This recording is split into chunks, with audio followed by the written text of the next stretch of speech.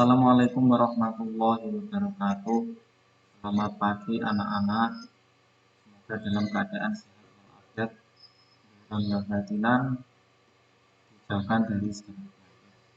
Oke anak-anak, untuk pertemuan pada pagi hari ini kita akan membahas tentang iman kepada hari akhir. Apa itu iman pada hari akhir? Itu meyakini bahwa hari akhir itu akan terjadi pada saat yang ditetapkan oleh Allah Subhanahu wa Ta'ala. Jadi siapapun tidak akan tahu kapan itu akhir atau kiamat itu terjadi. Entah itu malaikat, manusia, siapapun tidak akan tahu. Akan tetapi kita bisa mengetahui dari tanda-tanda akan terjadinya hari akhir. Untuk selanjutnya next, sebelum kita membahas tentang tanda-tanda hari akhir, kita membahas tentang nama-nama hari akhir. Nama-nama hari akhir itu ada banyak, diantaranya as-sa'ah, yaumul ba'ats, yaumul din, hasroh, yaumul fasroh, jamak hisab, wa'id, waqi'ah, dan seterusnya. Bisa kalian baca sendiri ya. As-sa'ah, hari kiamat, al-ba'ats, hari kebangkitan, dan seterusnya. Oke, next. Nah, kiamat itu dibagi menjadi dua, diantaranya yaitu pertama kiamat kecil, disebut juga kiamat sugro. Apakah itu kiamat sugro? Kiamat sugro itu adalah matinya manusia secara alami atau karena bencana alam. Disebut kiamat sugro. Jadi kiamat sugro itu sudah berlaku sejak Nabi Adam sampai sekarang. Jadi ketika ada manusia meninggal dunia, yaitu kiamat sugro. Yang kedua kiamat besar atau kiamat kubro. Kiamat kubro yaitu matinya seluruh manusia dan hancurnya alam semesta. Manusia setelah sangkakala ditiup oleh malaikat Israfil, maka manusia akan meninggal semua dan alam semesta akan hancur. Bumi langit segala isinya akan hancur. Oke, next ya. Oke, tadi tanda-tanda kiamat kecil. Tanda-tanda kiamat kecil itu sebenarnya sangat kita telah melihat, kita setelah alami sekarang ini, antaranya melimpahnya harta benda. Sekarang banyak orang itu jarang ya yang tidak bisa makan, beda dengan dulu ketika zaman penjajah dan lain sebagainya. Jarang sekali ditemui orang yang tidak bisa makan dan menerima sodako. Nanti besok kalau nanti besok kalau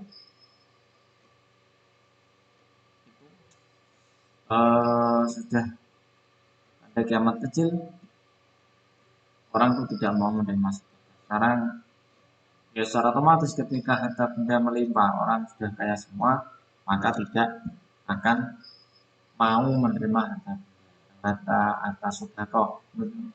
Ketika munculnya orang yang mengaku nabi, sekarang banyak ya. Dulu kita di Indonesia yang baru-baru tahun berapa itu Musadik, nama Musadik ya, dan zaman Nabi Muhammad juga ada Musailamah al-Kadzab dan lain sebagainya. Tambah kurangnya sifat amanah, sudah kita ketahui banyak korupsi, kolusi, nepotisme dan sebagainya yang terjadi di negara kita sendiri, itu menunjukkan seseorang itu kurang amanah. Banyak pejabat yang boleh, sudah kita ketahui penggunaan minuman keras, kita sudah mengalami dan melihat, maksudnya melihat itu. Memperindah masjid tanpa makmumnya. Kita lihat sendiri, kalian lihat sendiri di masjid di daerah kita dimanapun sekarang masjid megah-megah, tapi isinya maudzubillah tidak seramai itu. Dalam arti memakmurkan berisi dengan ibadah, ritual ibadah apapun beda dari dulu dan zaman-zaman kita masih reot, masih sederhana, berlomba-lomba mendirikan bangunan. Nah, sudah kita ketahui diantaranya mungkin antar negara. Kalau sekarang itu negara Dubai ya, dengan negara-negara Timur Tengah berlomba-lomba menciptakan menara paling tertinggi di dunia, dan yang dulu sudah ada menara Eiffel dan lain sebagainya. Banyak kemusyrikan di kalangan umat Islam. Nah, banyak mungkin uh, musyrik atau kemusyrikan yang tidak terasa, yang tidak terasa yang dialami oleh Islam. Merajalela sadisme pengurusan silaturahmi berhubungan dengan sekarang sudah terjadi mungkin di daerah perkotaan atau perumahan, tetangga dengan tetangga nggak kenal, dan depan rumah pun kadang nggak kenal. Itu terjadi di kota atau di perumahan. Kalau di desa mungkin masih tidak gitu ya. Next, orang tua berlagak seperti anak muda. Banyak sekarang tante-tante muda, orang-orang tua berlagak seperti anak muda. Rambutnya putih, pengen disembar ireng kan. Itu termasuk salah satunya itu tidak menerima takdir. Merajalanya riba dan sifat pikir. Nah, ini mungkin kalau prakteknya di bank-bank konvensional itu prakteknya mungkin gitu. Mengucap salam hanya kepada orang yang dikenal. Jarang sekali ditemui sama muslim, Assalamualaikum. Yang aneh, padahal itu hal-hal yang sangat dianjurkan. Wanita-wanita berpakaian tapi telanjang. Nah, kita naudzubillah di akhir zaman ini kita tidak asing lagi bahwa wanita berpakaian tapi telanjang. Maksudnya bagaimana? Berpakaian akan tetapi tonjol menonjolnya ini terlihat jelas seperti perut telanjang. Ini banyak hadisnya Nabi berkata tidak akan terjadi pada hari kiamat kecuali wanita-wanita yang kepada Nabi. Banyak kebohongan dan informasi yang simpang siur. Banyak di zaman ini banyak berita hoak yang memberikan resah, memberikan susah pindah karena masyarakat. Oke, next. Tanda-tanda kiamat besar. Ini Dajjal, dunia Nabi Isa, Ya'juj Ma'juj, kalau kembali bumi, kabut, tertidur negeri barat, banyak binatang berikut api yang Indonesia. Oke, tahapan kehidupan di akhir-akhir itu yang kiamah, yang bahas, kiamah, yang sab. Next, ingatan surga ada 7, yaitu surga Firdaus, surga Adem, Khulud, Naim, Ma'wa, Assalam, Al-Muqawwamah. Ya, gambaran nikmat surga itu apa toh? Pertama, dapat melihat Allah, makanan yang lezat, minuman enak, pakaian yang indah, wajahnya berseri dan selalu nampak mudah, tempat istirahatnya di atas permadani. Malaikat menyambut dengan ucapan keselamatan atas kemudian kesadaran kamu.